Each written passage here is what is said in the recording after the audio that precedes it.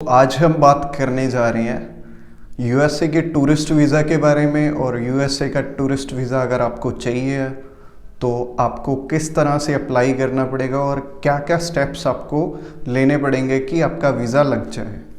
और मैं अपनी एक्सपीरियंस के बिहाफ से भी आपको एक चीज़ बोलनी चाहूँगा कि अगर आपको यूएसए जैसी कंट्री का अप्लाई करना है तो थोड़ा सा क्रेडिबिलिटी अपनी दिखानी पड़ती है हमें।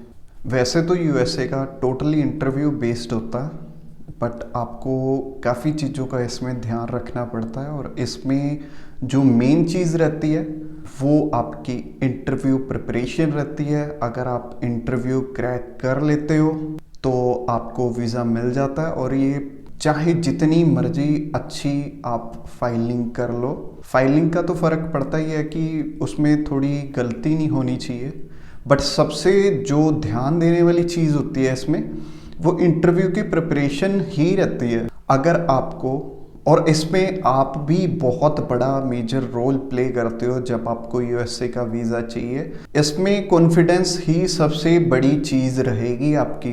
हम अपनी तरफ से जितनी मर्जी कोशिश कर लें और आपकी फ़ाइल जितनी मर्जी अच्छी बना लें, but at the end of the day आपका भी इनरोलमेंट इस वीज़ा में रहेगा ही रहेगा। तो इस चीज़ में क्रेडिबिलिटी में आगे आने वाली वीडियो में आपको सारी चीज़ें हम कवर अप कर देंगे। और शुरू से लेके एंड तक वीडियो बहुत ज़्यादा ध्यान से देखना, आपको अच्छी तरह से समझ में आएगी कि आपको अगर यूएसए का वीज़ा लेना है तो वो किस तरह से आप अप्लाई करोगे तो आपको वीज़ा मिल जाएगा।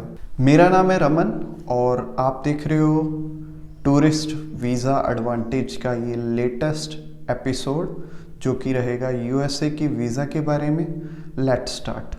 तो यूएसए का जब आप अप्लाई करोगे तो आपको जो सबसे ज़्यादा ध्यान देने वाली बात है कि वहाँ पे जो मेजर रोल प्ले करती है वो एक ही बात करती है कि अगर आप यूएसए में जाओगे तो सबसे बड़ी जो वीज़ा ऑफिसर के मन में बात होती है वो ये रहती है कि अगर आप अप्लाई करोगे और आपको वीज़ा अगर मिल गया तो क्या आप वापस अपनी कंट्री में आओगे या नहीं आओगे। बस यही बात आपको क्लियर करनी पड़ती है वीज़ा ऑफिसर को, और वो आपको ईज़िली वीज़ा दे देते हैं।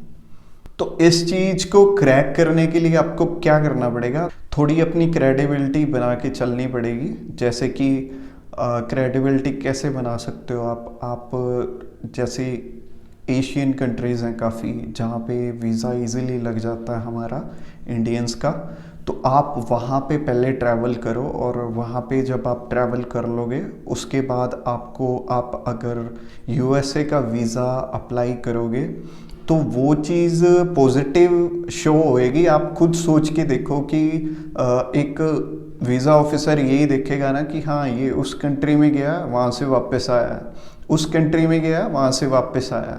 और ऐसे ही मतलब अगर आप 3-4 कंट्रीज़ में ट्रैवल कर लोगे तो आपका वीज़ा रुक ही नहीं सकता बिल्कुल भी, और आपका वीज़ा लगेगा ही लगेगा। ये 100% मैं आपको एश्योर करके कह सकता हूँ। और इसमें थोड़ी सी इंटरव्यू की प्रिपरेशन भी रहती है। आप सबसे पहले अपनी थोड़ी क्रेडिबिलिटी बनाओ, या फिर अगर आपको इन कंट्रीज़ में नहीं ट्रैवल करना तो आप इतने ज़्यादा स्ट्रॉन्ग होने चाहिए कि आप इस क्वेश्चन का जो उनके माइंड में चल रहा है इसका आप आंसर दे पाओ कि हाँ मैं अगर यूएसए जाऊंगा तो मैं वापस आ जाऊंगा।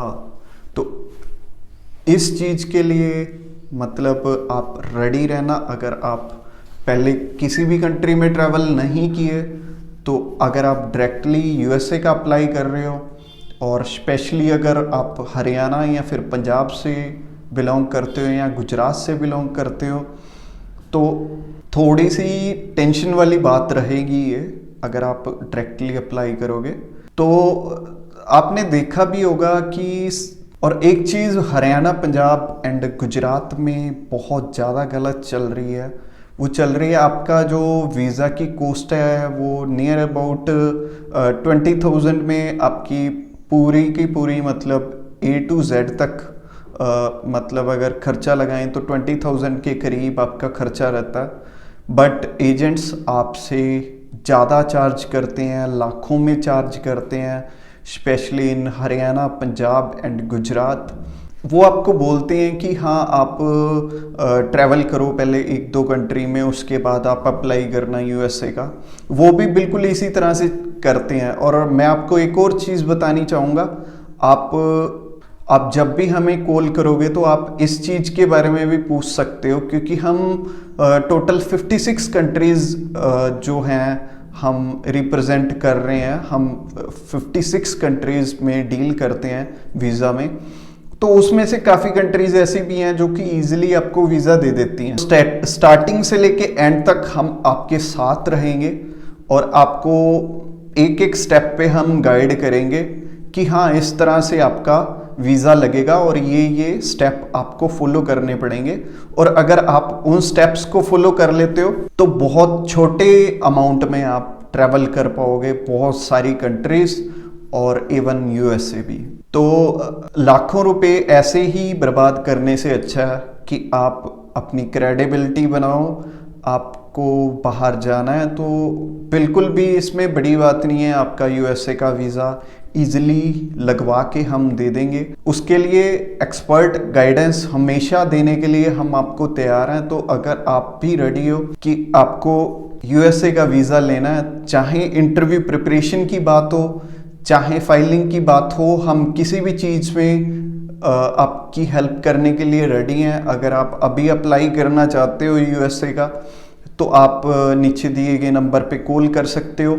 और इसके अलावा व्हाट्सएप करने के लिए आपको डिस्क्रिप्शन बॉक्स में जाना पड़ेगा। डिस्क्रिप्शन बॉक्स में जाके इस लिंक पे क्लिक करके आप मूव फॉरवर्ड हो जाओगे व्हाट्सएप में। और व्हाट्सएप में जाके आपको लिखना पड़ेगा I want to apply for USA tourist visa.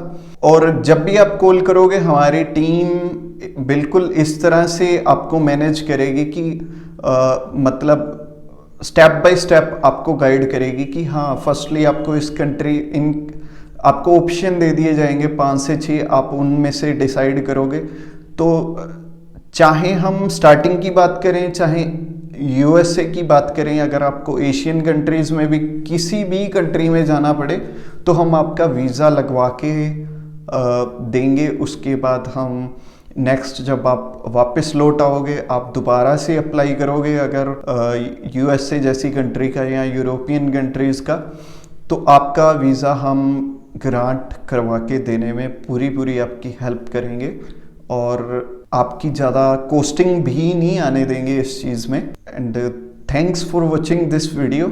और अगर आपको अप्लाई करना तो अभी हमें कॉल कर लो या व्हाट्सएप कर दो। व्हाट्सएप कैसे करना मैंने आपको बता दिया है। और इसके अलावा टूरिस्ट वीज़ा के अलावा हम स्टडी वीज़ा एंड PR में भी डील करते हैं। एंड इससे रिलेटेड हमारी एक वीडियो भी आने वाली है कि उसमें हम डिफरेंस बताएंगे कि टूरिस्ट वीज़ा, स्टूडेंट वीज़ा और PR में फ़र्क क्या है और किस तरह से एक पर्सन जिसकी एज 25 है या 40 है या 50 है और कौन सा वीज़ा किस एज के लिए सुटेबल है, वो चीज़ें हम आपके साथ शेयर करेंगे। Thank you very much.